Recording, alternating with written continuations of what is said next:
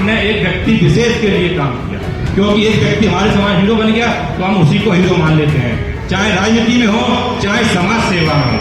क्योंकि जब तक हम एक आदमी के पीछे भागते रहेंगे तब तक बहुजन समाज के साथ ऐसा ही होता है। मतलब लोकतंत्र की बात करें, सामाजिक न्याय की बात कर रहे थे और संविधान की बात कर रहे थे, लेकिन उनके संगठनों में ना लोकतंत्र है ना संविधान है। अगर लोकतांत्रिक संगठन और लोकतांत्रिक पार्टी की पूरे देश में किसी ने बात की थी तो अमर शहीद बाबू जगदीश प्रसाद जी। तो बिना केंद्र की सत्ता में पहुंचे आप लोग कुछ नहीं कर सकते, और केंद्र की सत्ता में पहुंचने के लिए आपको ईमानदारी से अपने संगठन में लोकतंत्र लाना पड़ेगा।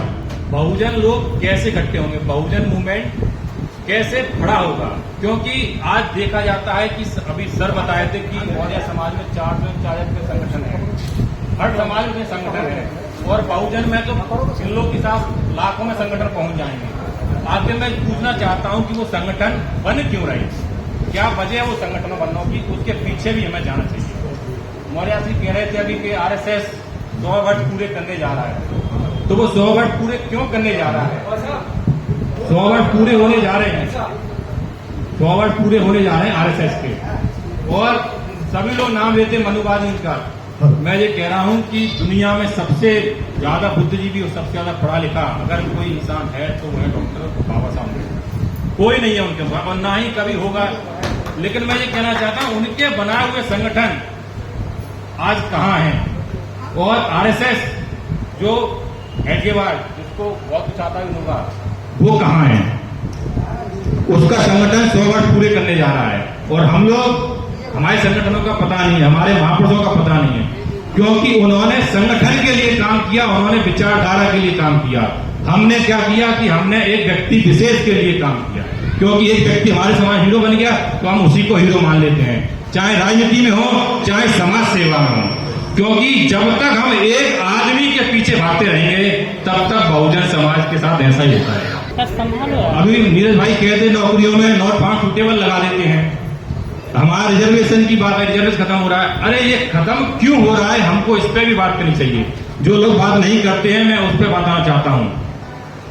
सबसे ज्यादा जो संगठन है बहुजन समाज में, सबसे ज्यादा पार्टियों को रजिस्ट्रेशन बहुजन समाज में, और उसकी जिम्मेदार कोई और नहीं, जो जितने भी इस चुनाव में मतलब लोकतंत्र की बात करें, सामाजिक न्याय की बात कर रहे थे और संविधान की बात कर रहे थे, लेकिन उनके संगठनों में ना लोकतंत्र है ना संविधान है। क्योंकि वो केवल अपने लिए और अपने बच्चों को सांसद विधायक बनाने के लिए लड़ते हैं, और ऐसे लोगों के मुंह से संविधान और लोकतंत्र की बात कहना भी बहुत गलत है।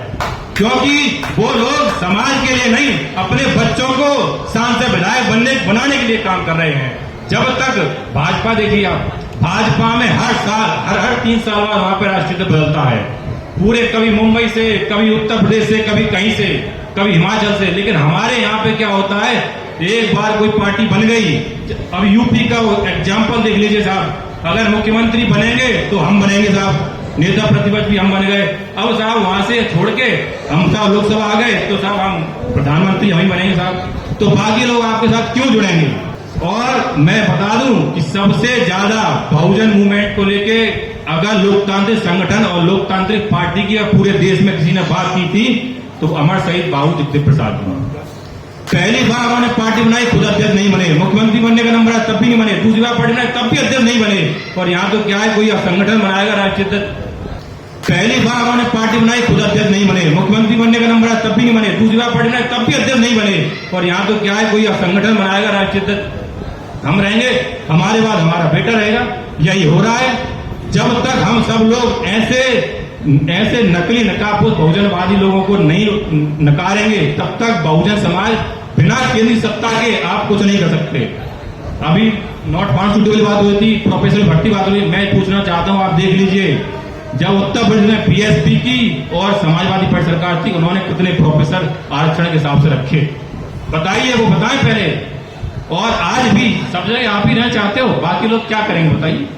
लोकतंत्र का मतलब ये है, जैसे बीएसपी से उदाहरण देता हूं, बीएसपी पार्टी सबसे पहले अलग हुए, सोनीलाल पटेल जी अलग पार्टी बनाई, उसके बाद न जाने कितने लोगों ने पार्टी बना ली, और यही हाल आज हो रहा है। जब तक एक लोकतांत्रिक पार्टी नहीं होगी जिसमें कभी प्रजापति को आप बनाइए, कभी बिहार से पुष्पा को बनाइए, कभी महाराष्ट्र से किसी मुस्लिम बनाइए, जब ये पूरा बहुजन का कॉन्सेप्ट जो बीजेपी में चल रहा है वो आप तक नहीं लेके आएंगे, तब तक इन संगठनों के और जो लोकतंत्र की दुहाई देने वाले लोग, इनका कुछ नहीं हो सकता। हर लोग अपनी जाति में, हर जाति में महापुरुष हैं, चाहे निषाद में ले लो, चाहे कुर्मी में ले लो, किसी भी महापुरुष में, हर जाति में महापुरुष महान है।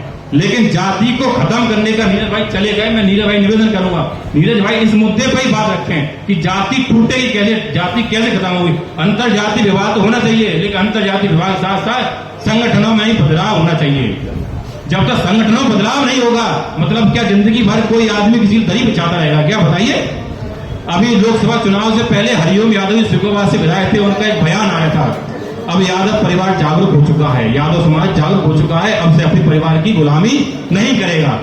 क्यों ऐसा उन्होंने कहा, इसके पीछे हमें जानना चाहिए। आखिर कब तक हम केवल एक आदमी को हीरो मानते रहेंगे? संगठन को हीरो क्यों, संगठन को क्यों नहीं हम बढ़ाएंगे?